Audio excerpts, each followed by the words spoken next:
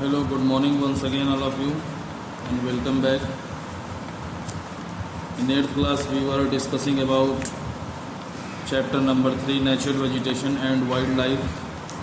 Now come on again, open your book all of you.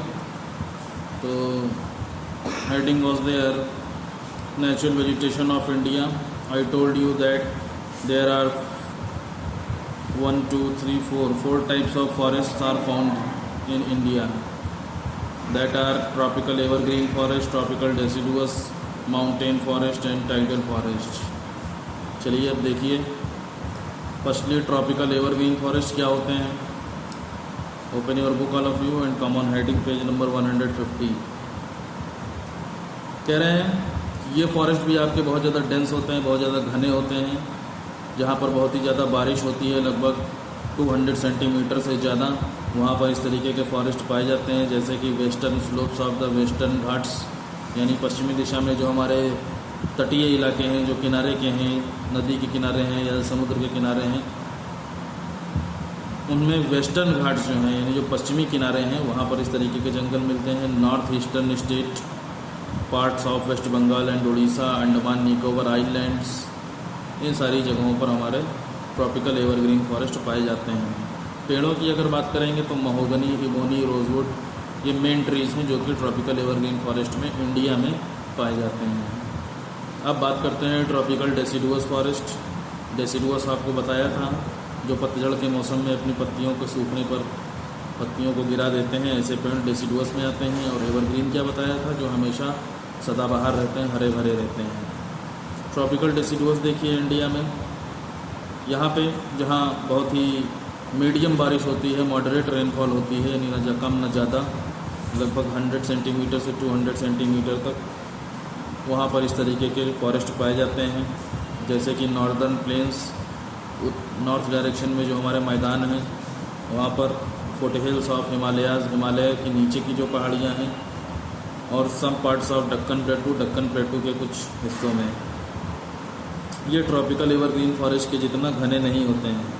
Main trees जो यहाँ पर है उसमें बाम्बू है, सैंडलवुड यानी चंदन की लकड़ी, बाम्बू, बांस, टीक, शीशम और साल, ये मेन ट्रीज़ हैं. थॉर्न फॉरेस्ट आते हैं इंडिया में. क्या कह रहे हैं, these forest are found in areas receive less rainfall. ये उन इलाकों में पाए जाते हैं इस तरीके के जंगल जहाँ पर 50 सेंटीमीटर से भी कम बारिश होती है, जैसे कि राजस्थान, गुजरात, पंजाब, हरियाणा और उत्तर प्रदेश के कुछ हिस्से हैं. मध्य प्रदेश और डक्कन प्लेटू भी हो गया आपका. मेन ट्रीज़ में यहाँ अकेशिया, कीकर और खजूर पाए जाते हैं. बहुत ही कांटेदार, thorny bushes and shrubs can also be seen here, यानी कांटेदार झाड़ियाँ और फूस वगैरह भी यहाँ पर देखी जा सकती हैं. माउंटेन फॉरेस्ट की बात करेंगे, ये आपके हिमालय की जो ऊंचाइयाँ हैं, हिमालय की जो हाइट है, ठीक है, बहुत ही ऊंचे पर हिमालय पर इस तरीके के जंगल पाए जाते हैं. यहाँ पर डेसिडुअस ट्रीज़ मिलते हैं, जैसे कि साल और बैम्बू. कोनिफेरस ट्रीज़ भी यहाँ पर पाए जाते हैं, यानी शंकुआकार वी शेप्ड इसको बोलते हैं, जिनमें पाइन, देवदार, स्प्रूस और बिर्च नाम के जो पेड़ हैं वो मिलते हैं. अब टाइडल फॉरेस्ट की बात करेंगे. These forest are found in low lying delta regions of the rivers. नदियों से जो डेल्टा बनते हैं हमारे वी शेप्ड के, ट्रायंगुलर शेप के, वहाँ पर इस तरीके के जंगल मिलेंगे. जैसे गंगा ब्रह्मपुत्र का डेल्टा है, महानदी का डेल्टा, कृष्णा, कावेरी और गोदावरी, इन नदियों से जो डेल्टा बनते हैं वहाँ पर टाइडल फॉरेस्ट मिलेंगे. यानी जहाँ पर ज्वार भाटा आता है, तूफान वगैरह आ जाए, ठीक है, बाढ़ आ जाए, वहाँ पर इस तरीके के जंगल मिलते हैं. इन्हें मैंग्रोव फॉरेस्ट भी कहा जाता है. सुंदरबन में जो मैंग्रोव फॉरेस्ट हैं इंडिया में, जो कि गंगा ब्रह्मपुत्र डेल्टा पे बना हुआ है, सुंदरबन जंगल हमारा या फॉरेस्ट, ये जो है इंडिया का सबसे बड़ा मैंग्रोव फॉरेस्ट है. सुंदरबन जो है हमारा, जहाँ पर टाइडल फॉरेस्ट पाए जाते हैं, यहाँ का सबसे कॉमन ट्री सुंदरी है, सुंदरी, इसलिए इसका नाम सुंदरबन फॉरेस्ट या सुंदरबन डेल्टा के नाम से इसको जाना जाता है. Conservation of natural vegetation. अब प्राकृतिक पेड़ पौधे जो हैं, हमारी जो वनस्पतियां हैं, उनको हम बचाएंगे कैसे. कह रहे हैं बहुत ही तेज़ी से जंगलों का जो विनाश हो रहा है, उनको जो बर्बाद किया जा रहा है खेती के लिए, उद्योग धंधों के लिए, सेटलमेंट रहन सहन के लिए, और फ्यूल यानी पेट्रोल वगैरह निकालने के लिए जो खुदाई कर दी जाती है ज़मीन में। इसकी वजह से पूरे विश्व में बहुत सारे जंगलों को काट दिया गया है या जंगलों को बर्बाद कर दिया गया है। बहुत बड़े पैमाने पर पेड़ों को काटने की वजह से जो पेड़ों को जो काटा जाता है उसे डिफॉरेस्टेशन या वनों की कटाई या जंगलों की कटाई कहा जाता है। पेड़ जो है आपके वो रिन्यूएबल रिसोर्सेज में आते हैं, वो दोबारा उगाए जा सकते हैं, लेकिन फिर भी इनमें बहुत लंबा समय लगता है दोबारा इनको फिर से वैसा ही होने के लिए। इसलिए हमें पेड़ों को बचाना चाहिए। मेजर्स यानी जो बातें हैं जिससे कि हम नेचुरल वेजिटेशन को बचा सकते हैं, उसमें है reckless cutting of tree should be check. Reckless cutting of trees यानी लगातार पेड़ों की या अंधाधुंध कटाई। रेकलेस का मतलब होता है अंधाधुंध जो कटाई हो रही है पेड़ों की, उसको रोकना चाहिए। The area under forest cover should be increased. जंगलों के अंडर में जो एरिया है उसको और ज़्यादा बढ़ाना चाहिए, यानी जंगल हमें उगाने चाहिए।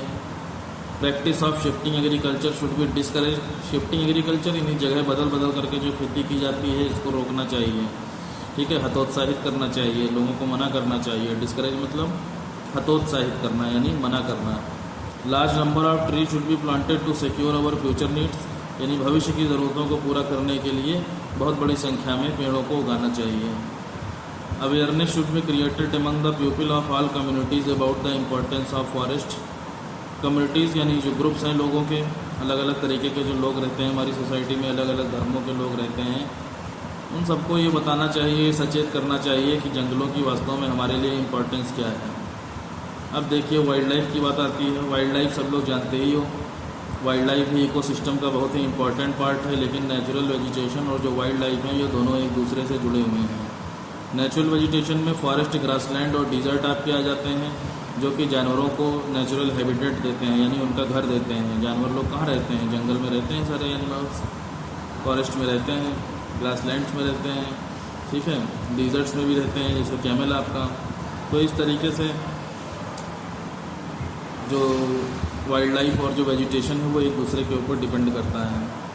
अब कह रहे हैं कि हैबिटेट के अलावा यहाँ पर ग्रोथ भी होती है एनिमल्स की, मूवमेंट भी वो लोग करते हैं, शिकार करते हैं, खाते हैं, घास फूस खाते हैं, जो हर्बीवोरस हैं आपके, कार्निवोरस, मांस मछली खाते हैं सब। उसके बाद फूड और वाटर भी इनको, जानवरों को यहीं से मिलता है, उनके बच्चे भी यहीं पर पलते बढ़ते हैं जानवरों के, ठीक है। फिर कहते हैं कि जो अलग अलग इलाकों में आपके जानवर पाए जाते हैं वो वहाँ के लायक अपने आप को बना लेते हैं, रहने लायक। जैसे कि कैमल आपका डिजर्ट में रहने लायक है, लायन वगैरह आपके हो गए, ये सब ऐसी जगह पर रहते हैं जहाँ उनके खाने के लायक। हिरन वगैरह हो गया आपका है, विल्ड बीस्ट हो गए, इस तरीके के जानवर मिलते हैं वहाँ पर। ये आपके कार्निवोरस, हर्बीवोरस दोनों पाए जाते हैं। जैसे कि ग्रासलैंड्स हो गए, ग्रासलैंड्स में आपको हर्बीवोरस और कार्निवोरस दोनों मिलेंगे। ऐसे ही फॉरेस्ट का हाल है, फॉरेस्ट में भी आपको हर्बीवोरस और कार्निवोरस दोनों टाइप के एनिमल मिलेंगे। तो इस तरीके से जो एनिमल्स हैं वो लोग जिस भी घर में रहते हैं, जिस भी हैबिटेट यानी जो भी उनका निवास स्थान है, जो भी उनकी रहने की जगह है, वहाँ पर रहने लायक अपने आप को खुद ही बना लेते हैं। इसलिए जो नेचुरल वेजिटेशन है वो ये भी तय करता है कि वहाँ का वाइल्ड लाइफ कैसा होगा, वहाँ का जंगली जीवन कैसा होगा। अब हम देखेंगे कि किस तरीके से किस कॉन्टिनेंट में कैसे हमारे एनिमल्स, वाइल्ड लाइफ बटे हुए हैं। सबसे पहले अफ्रीका की बात कर रहे हैं। अफ्रीका में कहेंगे तो elephants, rhinoceros, hippopotamus, pythons, crocodiles, gorilla, apps और चिंपैंजी जैसे जानवर इक्वेटोरियल फॉरेस्ट में यानी पृथ्वी के बिल्कुल बीचों बीच में पाए जाते हैं। Deer, giraffe, zebra, stags are found in grasslands. Africa में जो घास के मैदान है वहाँ हिरन, जिराफ, जेब्रा और स्टैग्स पाए जाते हैं।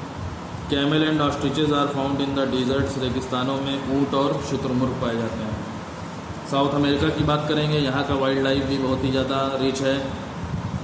रेहा नाम की एक न उड़ने वाली पक्षी यहाँ पर पाया जाता है, फिगर में आपकी बनी हुई है। कंडोर नाम का एक बर्ड यहाँ पर पाया जाता है, ये शिकार करने वाली सबसे बड़ी बर्ड है। हमिंग बर्ड पाई जाती है। डिफरेंट टाइप्स ऑफ पैरट यहाँ पर हैं। Anaconda largest snakes of the world में है। क्रोकोडाइल है आपका, एलिगेटर, पाइथन, अजगर यानी लामा ऊँट के जैसा आपका जानवर होता है। प्यूमा पाया जाता है। जैगुआर, एलिगेटर, मंकी और जायंट टर्टल यानी बहुत बड़े बड़े जो कछुए होते हैं, ये सब साउथ अमेरिका में आपको मिलेंगे। आंट ईटर्स यानी चींटी खोर, जो चींटी को खाता है। Armadillos are ancient mammals of South America. ये बहुत पुराने मैमल्स हैं। मैमल्स यानी जो बच्चों को दूध पिलाते हैं अपने, तो ऐसे जो जानवर होते हैं उनको मैमल्स कहा जाता है।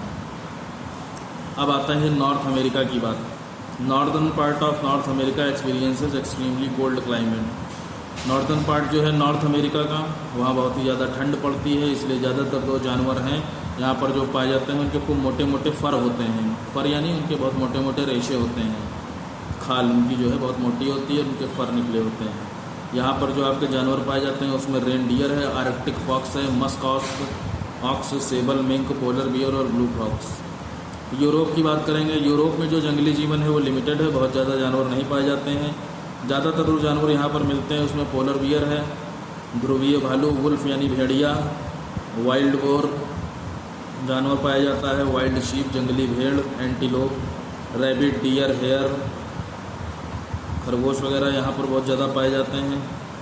फर वाले जो जानवर हैं उनमें मिंक, करमाइन, सेबल, उनको खेतों में अब पाला जा रहा है। फार्म्स बड़े बड़े बनाए जा रहे हैं, उनमें पाला जा रहा है। पार्ट्रिजेस, डक्स, लार्क्स, कुकूज, स्काईलार्क्स, नाइटिंगल्स, ये बर्ड्स हैं यूरोप में पाई जाती हैं। एशिया की बात करेंगे। एशिया में भी बहुत सारे जानवर पाए जाते हैं जिनमें monkey, sloths, leopards, tiger, elephant, lions tropical areas में पाए जाते हैं। टेम्परेट जो रीजन है वहाँ पर हेरॉन्स मिलते हैं, cranes, bears and foxes, lynx, mink, sable, polar bears, musk ox, Arctic fox, ये सब टुंड्रा रीजन में पाए जाते हैं। ऑस्ट्रेलिया की बात करेंगे। ये यहाँ पर मार्सुपियल्स जो जानवर हैं, एनिमल्स हैं, वो ज़्यादा पाए जाते हैं। मार्सुपियल्स आपके क्या होते हैं? मार्सुपियल्स उनको बोलते हैं जो अपने पेट की थैली में ही बच्चों को ले करके घूमते हैं, जैसे कि कंगारू आपका हो गया, नीचे फिगर में बना है। तो Australia is home to marsupials. यहाँ मार्सुपियल्स टाइप के एनिमल्स बहुत मिलते हैं। Marsupials are the mammals who carry their young ones in a pouch near their stomach. Marsupials वो मैमल्स होते हैं जो अपने बच्चों को अपने स्टमक के पास में के एक पाउच में ले करके घूमते हैं। कंगारू, कोआला बियर हो गया आपका, आर फाउंड इन ऑस्ट्रेलिया, ये सब ऑस्ट्रेलिया में मिलते हैं। डक बिल्ड प्लेटिपस यानी बतख के जैसी जिसकी चोंच होती है। Emus, lyre birds, kingfishers, kookaburra are also found here, ये सारी बर्ड्स यहाँ पर पाई जाती हैं।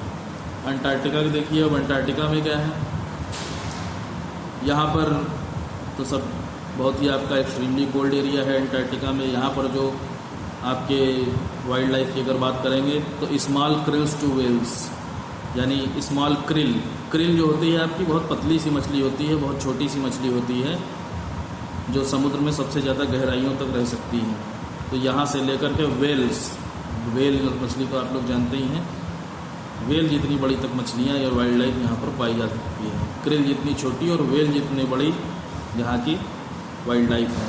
Penguins are native to this continent. Penguins यहाँ की बहुत ही पुरानी यहाँ की रहने वाली हैं। नेटिव मतलब बहुत ही पुरानी रहने वाली पक्षी हैं।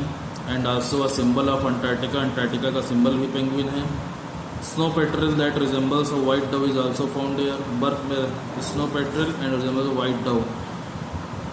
डव बोलते हैं फाख्ता चिड़िया, ठीक है। तो डव के टाइप एक बर्ड है, इसका नाम स्नो पेट्रल है, वो भी यहाँ पर पाया जाता है। सील मछलियाँ भी पाई जाती हैं। एल्बाट्रॉस पाया जाता है जो कि समुद्री किनारों पर मिलता है। इंडिया की वाइल्ड लाइफ देखिए। इंडिया की वाइल्ड लाइफ बहुत बड़ी है। इसमें tiger, elephant, Asiatic Lions, one horn rhinoceros यानी एक सींग वाला गैंडा, लेपर्ड्स, तेंदुए, स्नो लेपर्ड्स, बर्फ में रहने वाले तेंदुए, डियर, हिरन, एंटीलोप्स भी हिरन के तरीके का जानवर, मंकीज, बंदर, क्रोकोडाइल्स, मगरमच्छ, एलिगेटर्स, घड़ियाल, ये कुछ ऐसे जानवर हैं जो कि भारत में पाए जाते हैं। बर्ड्स की अगर बात करेंगे जिसमें पिकॉक है, मोर है, पैरेट, तोता आपका हो गया, किंगफिशर आगे भी उड़ सकता है, पीछे भी उड़ सकता है, ये इस तरीके का पक्षी होता है। खूब कलर्ड डक्स जानते ही हो, पिजन्स और क्रेन्स यानी सारस यहाँ पर मिलते हैं।